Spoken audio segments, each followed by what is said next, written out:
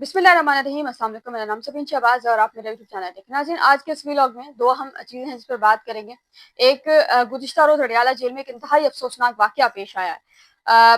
Tayyab Baloch Supreme Court of Pakistan cover करते हैं, तकरीबन 2 हफ्ते से अडयाला जेल कवरेज कर रहे हैं। तैयब बलोच को तशद्दुद का निशाना बनाया गया और उस पर बात करेंगे। दूसरा, सुप्रीम कोर्ट ऑफ पाकिस्तान में गुज़िश्ता रोज़ होने वाले फुल कोर्ट का जो इजलास है वो कैसा रहा और उस इजलास में क्या कुछ जो है वो हुआ है। दो चीजें उस पर बात करेंगे, लेकिन वीडियो के बाकायदा आगाज से पहले गुजारिश है कि चैनल अगर अभी तक आपने सब्सक्राइब नहीं किया तो उसको सब्सक्राइब कर लीजिए और कमेंट सेक्शन में अपनी कीमती राय से जरूर आगाह कीजिए। नाज़रीन, पिछले पीर को तैयब बलोच अडयाला जेल के बाहर मौजूद थे और उन्होंने अलीमा खान से सिलाई मशीन के हवाले से अमेरिका में प्रॉपर्टी के हवाले से एक सवाल किया था। उसके बाद तैयब बलोच को जो है वो तनकीद का निशाना बनाना शुरू किया गया और उनके खिलाफ सोशल मीडिया पर एक मुहिम चली, ट्रोलिंग का सिलसिला जो है वो शुरू हुआ। उसके बाद तैयब बलोच को मुसलसल जो है वो तहरीक इंसाफ के जो लोग हैं उनकी जानिब से सोशल मीडिया पर क्रिटिसाइज किया जा रहा था। सवाल करना सहाफ़ी का हक है, आप किसी सूरत सहाफ़ी को सवाल करने से नहीं रोक सकते। आपका इख्तलाफ हो सकता है, लेकिन इख्तलाफ में राय रखने का भी एक तरीकाकार होता है। वो बुखला जो अपने आप में बड़े काबिल बुखला जो बनते हैं, उन बुखला की जानिब से भी तैयब बलोच को गालम गलोच जो तैयब बलोच के साथ की गई, उसको माँ बहन की गालियां तक जो है वहां पर दी गई हैं। अब गुज़िश्ता हफ्ते तो सिलसिला चलता रहा। गुज़िश्ता रोज तैयब बलोच वहां पर मौजूद थे अडयाला जेल के बाहर, और गुज़िश्ता रोज सुबह से ही कुछ ट्वीट चल रहे थे कि आज तैयब बलोच को मार पड़नी है। कुछ ने ये कहा जी कि आज इस अजीबो गरीब से अल्फाज लिखे हुए थे कि आज जो है उसको फेंटी लगेगी, मार पड़ेगी, ये होगा वो होगा। कुछ लोग मौजूद हैं। फिर वही हुआ जो सुबह से सोशल मीडिया पर चल रहा था। तकरीबन 3:30 के करीब अलीमा खान जब केस खत्म होने के बाद बाहर आई, वो मीडिया टॉक के लिए खड़ी होने लगी, तो वहां पर तैयब बलोच मौजूद थे। तैयब एजाज अहमद जो जिस चैनल के साथ मैं वाबस्ता हूँ, उस चैनल से उनका ताल्लुक है, डिप्टी ब्यूरो चीफ है वहाँ पे। एजाज अहमद बात करें अलीमा खान से, और तरीके इंसाफ के कुछ लोग जो उन्होंने आकर उनको धक्का दिया और एजाज अहमद नीचे गिर गए। उनके गिरने के बाद फिर जब साथियों ने जियो न्यूज से ताल्लुक है शबीर डार, उन्होंने कहा कि जी कैमरा जो बंद कर दे। जब कैमरे बंद करने लगे तो उसी दौरान में पीटीआई के कुछ लोगों ने तैयब बलोच पर धावा बोला और तैयब बलोच को मारा पीटा। अगर बीच में कुछ यूट्यूबर्स ना आते, कुछ सहाफी ना आते, तो मुमकिन तौर पर तैयब बलोच को बहुत ज्यादा चोट लग सकती थी। बहरहाल वाकया हो गया, गुजर गया, उसका मुकदमा हो चुका, दहशतगर्दी की दफात उसमें शामिल है। जो कल हुआ वो होना नहीं चाहिए था, क्योंकि एक सहाफी है, आप सहाफी को सवाल करने से नहीं रोक सकते। सहाफी सवाल करना हर सहाफी का हक है, और ये हक है। सवाल किसी भी किस्म का हो, आप सहाफी को सवाल करने से नहीं रोक सकते। अब जो जो रिट तरीके इंसाफ वाले जो कायम कर रहे हैं कि अगर सवाल किया तो मारपीट होगी, ये होगा। अगर कल को यही सवाल नवाज शरीफ या मरियम नवाज ऐसे कोई सहाफी करता है और उनको मारा जाता है नून लीग वालों की तरफ से, तो क्या पीटीआई वाले खामोश बैठेंगे? बहरहाल गुज़िश्ता रोज वाकया हुआ और अलीमा खान साहिबा ने आज जो है वो अडयाला जेल के बाहर ये कहा है कि मैंने जो कुछ हुआ, मैं जो है वो उसकी मजम्मत करती हूँ। जो कुछ हुआ वो नहीं होना चाहिए था। मारपीट वाला जो सिलसिला है वो खत्म होना चाहिए, और जिन जिन लोगों ने ऐसा किया है, गलत किया है, नहीं जो है वो होना चाहिए था।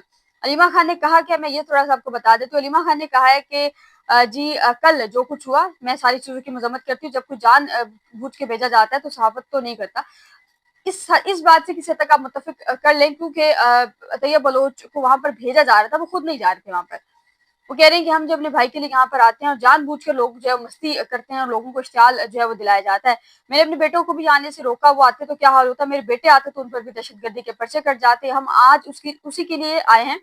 ये सब जान के क्या जा रहा है। सब किसी को मारने नहीं चाहिए था, ना लड़ाई झगड़ा होना चाहिए था। ये किसने कहा कि मेरी अमेरिका में प्रॉपर्टी शौकत खानम के फंड रीडिंग से खरीदी गई? ये वो सवाल है, इसका जवाब है जो तैयब बलोच ने गुज़िश्ता पीर अलीमा खान से किया था।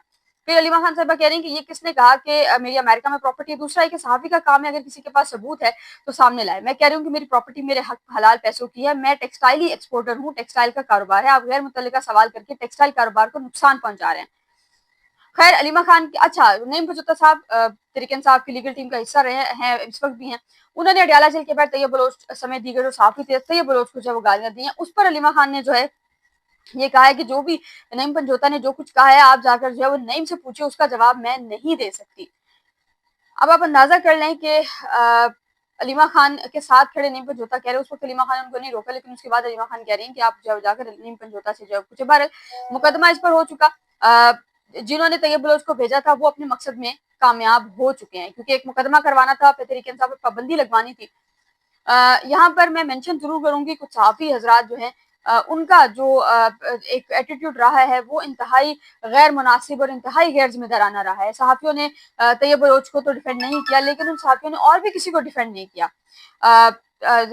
کچھ صحافی، جب یہ خبر چلی کل جی کہ بائیکاٹ کیا گیا تحریک انصاف کے پریس کانفرنس کا، تو کچھ صحافی ایسے تھے جنہوں نے کہا جی کہ ہمیں تو پریس کانفرنس، ہمیں تو بائیکاٹ کا علم ہی نہیں ہے کہ یہ بائیکاٹ کیوں ہو رہا ہے، ہم اس بائیکاٹ میں انوالو نہیں ہے، نہ ہمارے چینل سے ہی بائیکاٹ ہوگا.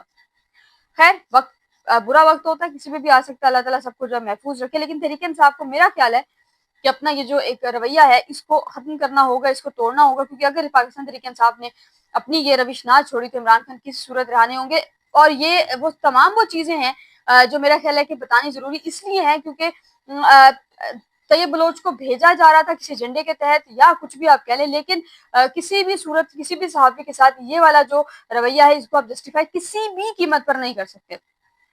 بہرحال مقدمہ ہو چکا، علیمہ خان نے بھی مذمت کر دی، لیکن مقدمے میں گرفتاریاں بھی ہوں گی، دہشت گردی کے دفعات اس مقدمے میں شامل ہیں. اب آپ دیکھیے کہ دہشت گردی کے دفعات کا جو مقدمہ ہے وہ کہاں تک جو ہے وہ تحریک انصاف کا پیچھا کرے گا.